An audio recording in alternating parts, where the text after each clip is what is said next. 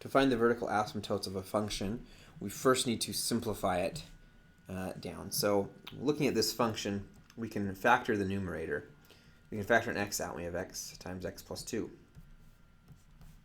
And in the denominator, we can also factor that x squared minus 4. That's x plus 2 times x minus 2.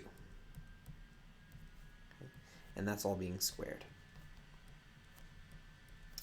So now, in that denominator, if we apply that squared to each of these factors, we have x times x plus 2 squared times x minus 2 squared. Okay, now we see some common factors. And we can cancel things out. So first of all, we can cancel out the x, okay, as long as we state here if x is not 0, because you can't cancel 0.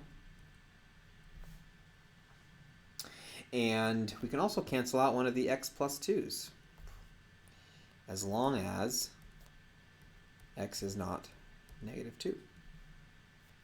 We're left with 1 over x plus 2 times x minus 2 squared. All right. Now, vertical asymptotes occur when you end up with a non-zero divided by a 0. Okay. Now that's going to occur here for x equal to negative 2 and x equal to positive 2. Now you may be asking yourself, wait a second, we said x could not equal negative 2. Well, x equals negative 2 is not even in the domain of this original function, because we would be dividing by 0.